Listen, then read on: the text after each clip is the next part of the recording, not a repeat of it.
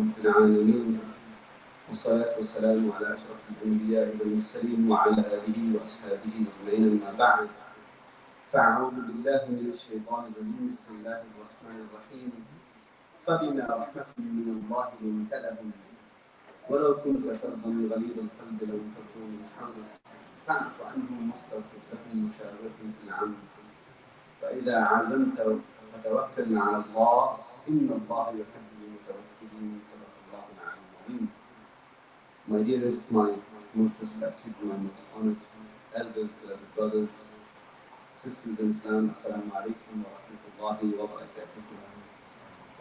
First of all, we begin humbly by taking this opportunity, this unique opportunity, to thank Allah subhanahu wa ta'ala, to glorify and to praise Allah subhanahu wa ta'ala, once again enabling us with this opportunity to praise Him, to glorify Him, to honor Him, and ultimately to send salutations upon His Messenger sallallahu alayhi wa sallam.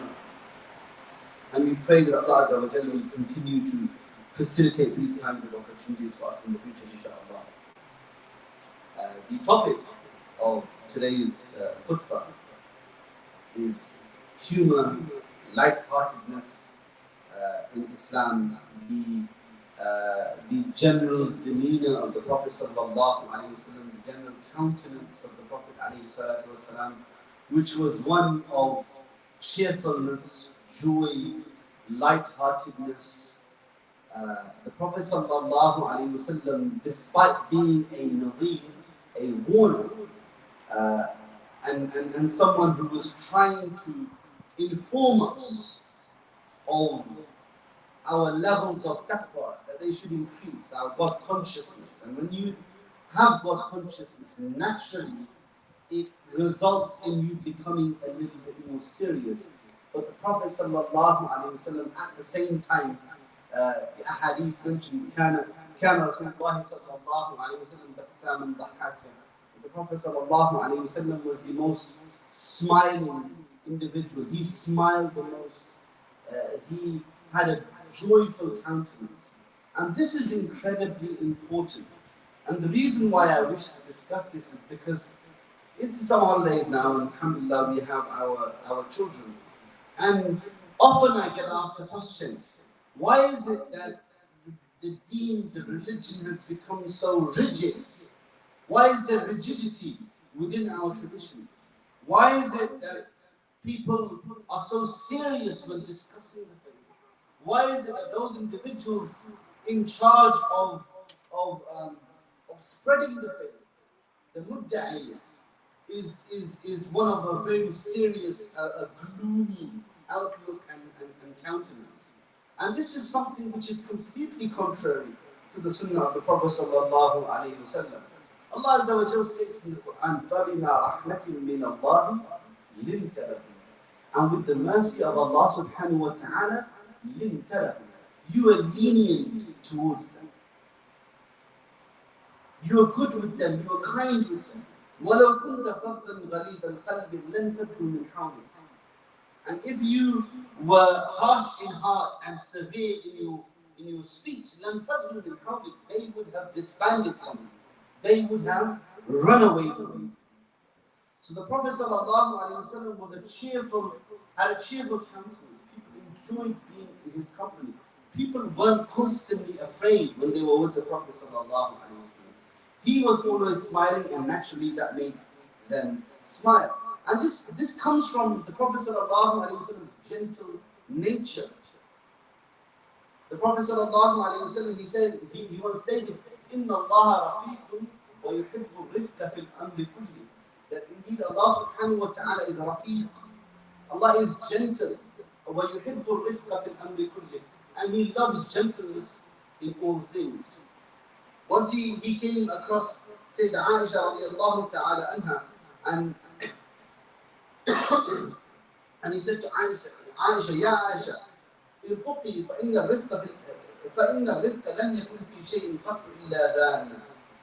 That he said, Oh Aisha, gentleness, show gentleness. For if gentleness is found in something, it beautifies it. وَلَا نُزِعَ مِنْ شَيْءٍ قَطْرٍ إِلَّا شَانٍ. And it is not removed from anything except that it mars it, except that it damages it. So wherever you find gentleness, you will find beauty.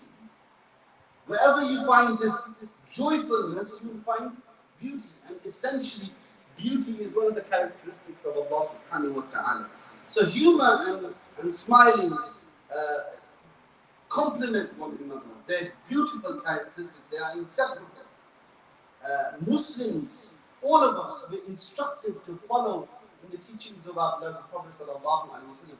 But his teachings extend beyond his words or his speech. We're not encouraged only to act upon the words of the Prophet sallallahu alaihi wasallam.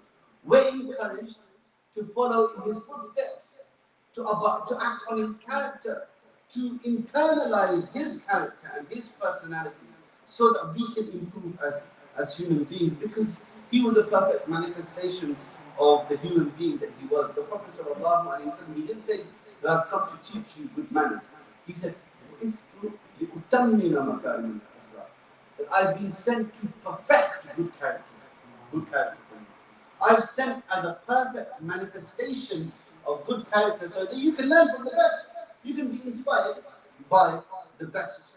There was a companion of the Prophet sallallahu alaihi wasallam that I mentioned, and many companions have said exactly the same thing.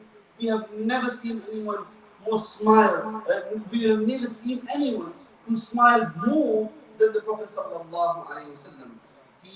In the Shama'il of Imam al-Tirmidhi, Abu Isa al-Tirmidhi, he was one of the students of Imam Bukhari. Right? He was also one of the students of Imam Ahmad ibn Hanbal, and a great scholar of hadith. He's in his book, the Shama'il, the character of the Prophet sallallahu alaihi wasallam, the countenance of the Prophet sallallahu alaihi wasallam. He's got an entire chapter dedicated to what? The jokes of the Prophet sallallahu alaihi wasallam. The jokes of the Prophet alayhi salatu wasallam. Sayyidah Aisha radiallahu ta'ala anha, she narrates, or she relates to us, the Prophet sallallahu alaihi wasallam had an extremely humorous nature. He was quick witted. He would always be smiling and cheerful in the house. The Prophet ﷺ had an extremely subtle sense of humor. His jokes were always clean and they were always true. The Prophet ﷺ did not joke and laugh. In fact, he implored us to always tell the truth, even if we are joking. The companions of the Prophet ﷺ, they relate that the Prophet ﷺ used to sit in their gatherings, and never did the Prophet ﷺ sit in a gathering with them except that they were smiling, he was smiling. They were enjoying their time, and he ﷺ was enjoying his time. And they never discussed a dull matter. They didn't just sit to talk about something dull. So this is incredibly important, and people often ask, well, why is it necessary to discuss that and to talk about that? That the Prophet smiled and the Prophet laughed and the Prophet joked. It's because nowadays Islam is seen as something so serious. Muslims are seen as these gloomy characters, devoid of humanity. Because humor brings humanity, doesn't it? So when we look at Muslims and they've got this harsh outlook, appearance, and countenance, how then are we expected to inspire? You know, I'll tell you, and I mentioned this before, when I was studying in Jamia in the very first year, this is in 2006, 2007, there was a topic. We would have a variety of different topics that we were studying. One topic was called Wasa'il Tabligh, ways in which to do tabligh, to do da'wah. And the Shaykh who wrote the book himself and who was teaching it, he lists 17 different Wasa'il, 17 ways in which to do tabligh. And tabligh, da'wah, is a duty that is enjoined upon every Muslim, not just this person's a da'i. We're all da'i ilallah. We're all individuals who invite others to Allah. Right? That's our responsibility, it's our duty to our faith. we're all representatives of it. So this man, this Shaykh, he lists 17 different ways in which we can do tabligh and be da'wah. And you'd think that naturally whole speaking would be number one. How can you communicate? You communicate with your mouth, you speak. The Prophet ﷺ stood on the mountain and he spoke to the Quraysh. He informed them of the punishment of Allah subhanahu wa ta'ala and to be wary of it. He informed them of the beauty of Jannah and to aspire for it. However, now he lists that at number 2. Do you know what he lists at number 1? He writes Al-Qudwatul Hasana. To have a good character, to maintain a good character. And Al-Qudwatul Hasana is taken from the verse of the Quran. لَقَدْ كَانَ لَكُمْ فِي رَسُولِ اللَّهِ أُسْوَةٌ حَسَنَةٌ. Uswa and Qudwa mean exactly the same thing. And certainly in the Messenger of Allah, you have the perfect of character for you to follow. So this is taken from having a good character. And this is incredibly important that when we talk to people, we try to at least make an effort, attempt to follow in the footsteps of our Prophet sallallahu alaihi wasallam. And the Prophet sallallahu alaihi wasallam, when he preached his message, and when he spoke to the people, when he sat with them, when he ate with them, when he walked with them, when he traveled with them, the Prophet sallallahu alaihi wasallam was always very cheerful. He was always very joyful. He was never harsh. He was never severe. The Prophet sallallahu alaihi wasallam never did he have this dull or gloomy outlook or appearance. He would laugh with them. He would tell jokes with them. He would listen to their jokes, and he would smile at their jokes. Imam Muslim mentions in Kitab al-Fada'il many stories regarding the good nature of the Prophet sallallahu alaihi wasallam. One distinctive feature of the Prophet sallallahu alaihi wasallam's humor is that he would say things in an ordinary manner, normal things that would become humorous. For example, it's normal for everyone to have two ears, right? There was a companion of the Prophet sallallahu alaihi wasallam, Sayyidina Anas ibn Malik radiyallahu ta'ala, and the Prophet sallallahu alaihi wasallam would call him and he would say, Ya dhal udhunayn, oh possessor of the 2 ears, come over here. Because sometimes he would say perhaps he didn't listen enough. It created humor of a unique nature that the Prophet sallallahu alaihi wasallam was always trying to make things lighter, more easier to bear. When you make the subject matter a little bit lighter, it makes it easily consumable, doesn't it? If you make it very harsh, very hard, yes, of course, sometimes the subject matter is quite heavy. But the Prophet ﷺ never intended it to be a burden for the people. The Prophet ﷺ's humor was very subtle in that regard. There was once a companion, he came to the Prophet ﷺ, and this companion he requested a she-camel for traveling. And the Prophet ﷺ said that I have waladun naqa. Waladun naqa is if you translate it literally, would be the baby or the child of a camel. But waladun naqa can also be any camel, because any camel is also a child of a camel. And this individual, he said, Ya Rasulullah, I don't need a baby camel. I need a full-grown camel to take with me on the journey. And the Prophet ﷺ smiled and said, isn't any camel the child of another camel? The Prophet ﷺ was very good at lightening the tone. The Prophet ﷺ, he was very good at making things that were extremely when people felt perhaps on edge, or when people felt that the subject matter had started to become heavy, the Prophet ﷺ would make it easily consumable for them. Sayyidina Anas ibn Malik radiyallahu ta'ala, he said that I spent 10 years in the company of the Prophet sallallahu alaihi wasallam. Imam Bukhari refers to him as khadim of the Messenger of Allah. And Anas ibn Malik khadim Rasulullah sallallahu alaihi wasallam when he mentions the hadith. He was an individual who spent 10 years in the company of the Prophet ﷺ, and in those 10 years, never did he hear the Prophet ﷺ swear, abuse, never did he hear him get angry. He was always very light-hearted. He was always someone who was trying to bring about, you know, unity. He was always someone who was trying to inspire people through his good nature and his joyful outlook. There was once an old lady. I remember one of the stories of an old lady. She came to the Prophet sallallahu alaihi wasallam and she says, "Ya Rasulullah, make du'a that I be able to enter into Jannah." And she's very serious about this. She said, "Ya Rasulullah, please make du'a for me. Pray for me so that I may see the beauties of Jannah and I be protected from the fire of Jahannam." And the Prophet sallallahu alaihi wasallam very seriously just looked at her and says, "Old women do not get to enter into Jannah." And this woman, she begins to cry and she begins to wail, "Why? Why are old women not allowed to go into Jannah?" And the Prophet ﷺ stops and he smiles and he said, "Because when you go into Jannah, you will go into Jannah in a youthful state. So you won't be old when you go into Jannah."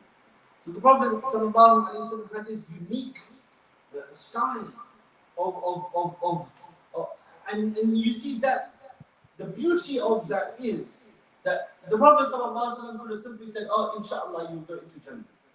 But it's not as memorable of a moment for her.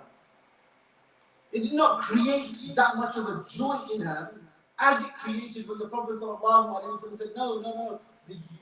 When you go into Jannah, you will go into Jannah in a youthful state." And it was something that he taught. He used this as an example to teach the companions as well. There were instances when there was a companion of the Prophet ﷺ, Mahmud ibn Rabi'a. He was actually one of the last companions of the Prophet ﷺ to pass away.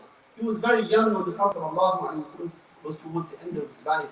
And he said that I was about 5 years old when the Prophet ﷺ came to our house. And look at this. And this is an example that we can learn from in terms of our interaction with children. Being very informal, being very playful. Because the Prophet ﷺ, he would talk to the people according to their level of understanding. If he's talking to children, he would know that he has to be informal, he has to be playful. He wouldn't be serious with them, he wouldn't be talking to them as he would be talking to or conversing with an adult.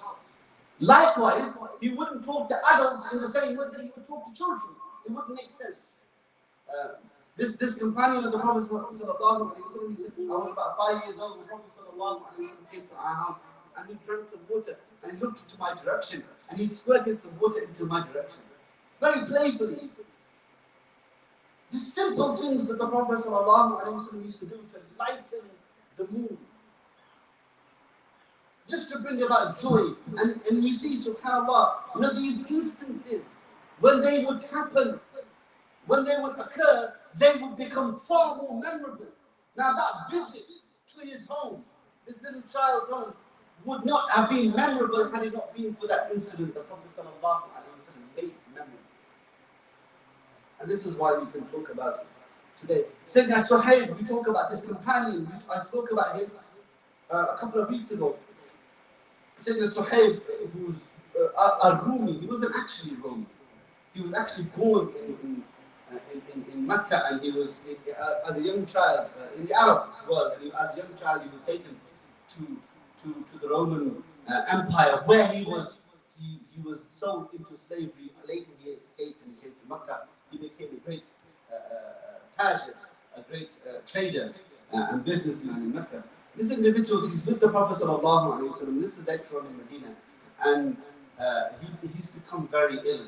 And the Prophet ﷺ hears about his illness, so they go to visit him. And when they go to visit him, he's actually sitting up in his bed, and it seems like he's okay. But the companions alongside the Prophet ﷺ notice that one of his eyes has become extremely swollen. And he is sitting and he's eating bread, and he's eating bread with some dates. And dates are very sweet, not good for swelling. And as he's eating, the Prophet ﷺ, as if to lighten the mood that he's ill, they come to visit him. He says to him, "Yeah, also, hey,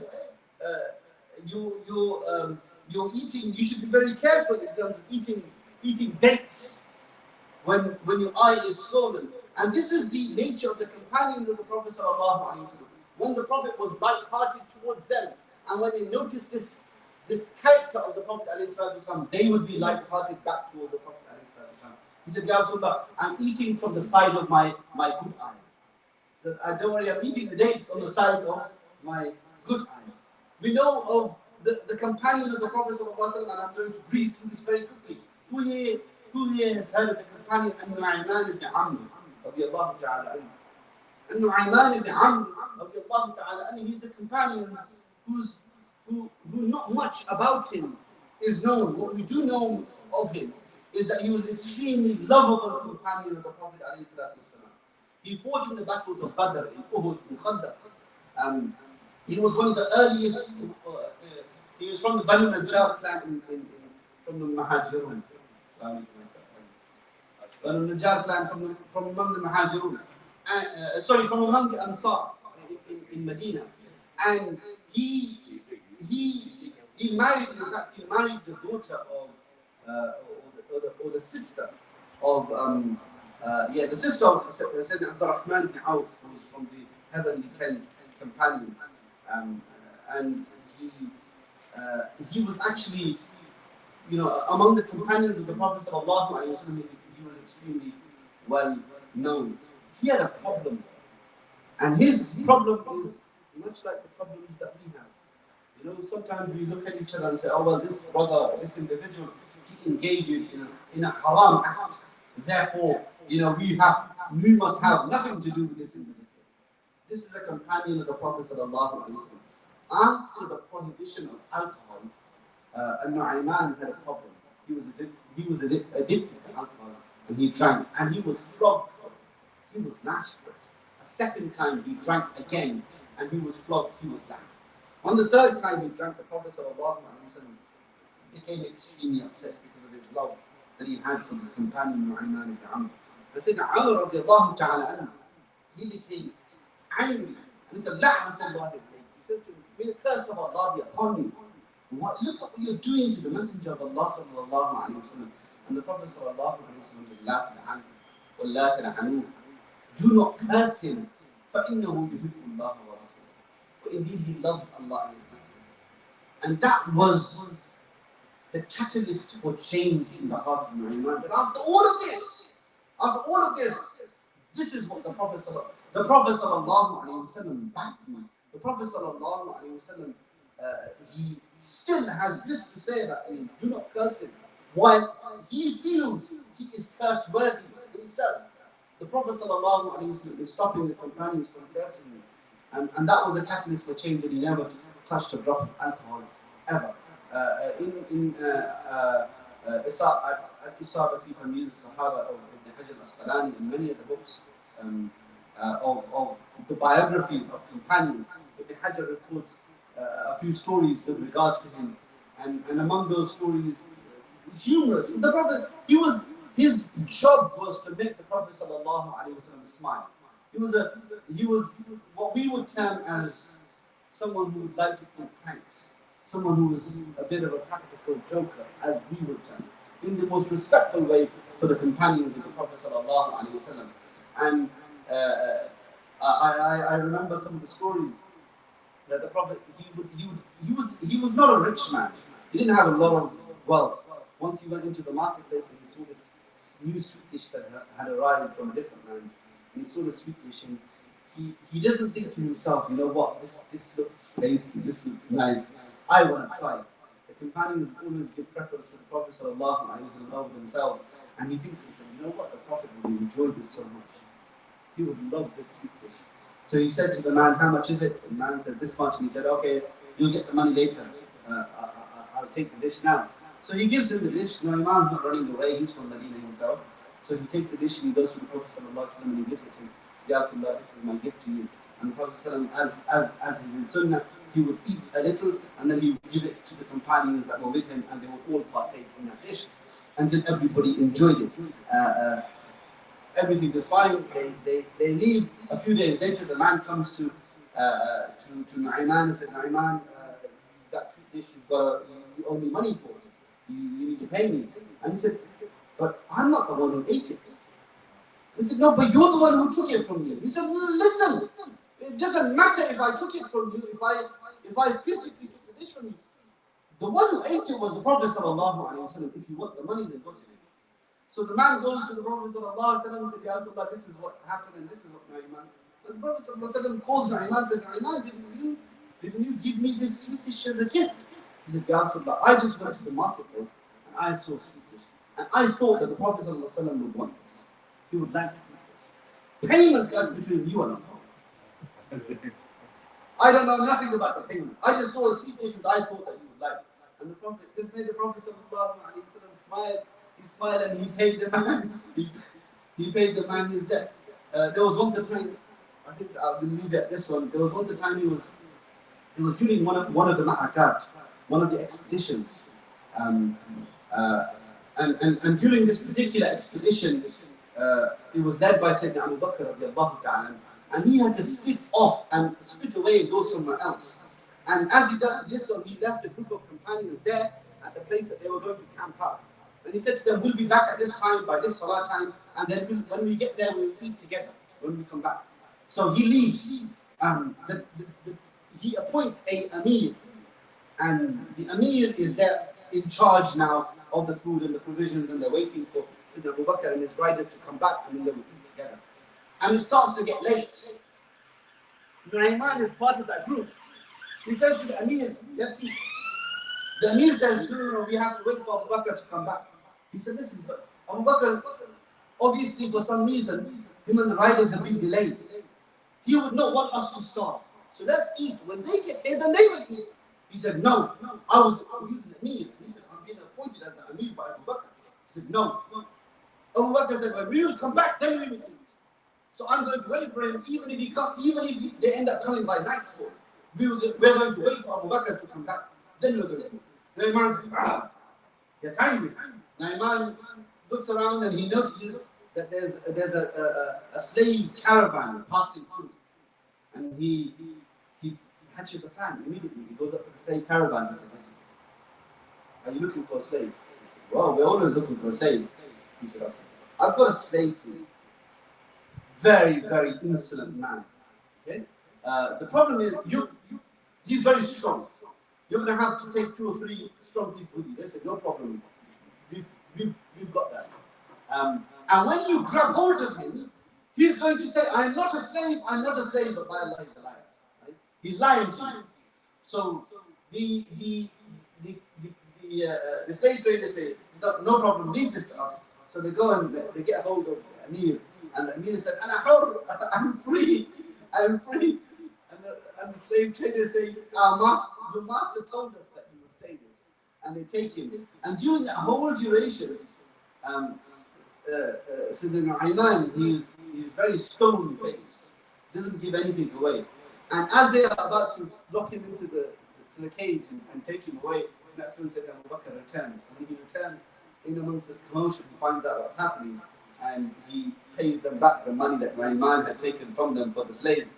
And he purchases his Amir back from them. And when he went back, the hadith mentioned that Sayyidina Abu Bakr told the Prophet sallallahu alaihi wasallam, and the companions laughed about it. Salama radiallahu ta'ala anha, she reports that the companions of the Prophet sallallahu alaihi wasallam, over the next year, whenever this story was mentioned, would smile at his memory. So the Prophet sallallahu alaihi wasallam was one who wanted to have fun with the companions. The companions wanted to enjoy themselves, but they understood when to have fun. They understood when it was convenient, when it was best for them to be jovial, to be light-hearted, and they also understood when it was time to be serious. So then Nu'ayman, he continued like this in the time of Abu Bakr, in the time of Umar, in the time of Uthman. And then when Uthman was martyred and the fitan started to occur, Nu'ayman never joked. Again, he understood that the time for joking is now at an end. So it's important for us to understand that we too do not need to be so serious all the time. We could be light-hearted as well. We could smile more often. Smiling is an act of charity. Smiling is one of the greatest physical attributes of the Prophet ﷺ, that nobody smiled more than him. The Prophet ﷺ didn't need a reason to smile like we do sometimes. We need someone to tell a joke, to see something, or we need a reason to smile. The Prophet never needed a reason, he was smiling all the time. Imagine how much of a difference that would make. How you would feel when you come across a new individual and he's already smiling. When you meet him, it's going to be easier for you to strike up a conversation. And imagine the effect that it has on our young children as well, when you're teaching them about the religion, you're teaching them about the deen, and you're smiling. You're teaching them about the beauty of our religion, without being so severe and without being so strict. May Allah subhanahu wa ta'ala give me and you tawfiq and the ability to act upon the teachings of the Quran, the noble sunnah of the Prophet sallallahu alayhi wa sallam, wa akhiru da'wana, and alhamdulillahi rabbil alameen. For those of you who haven't completed the sunnah, please stand up.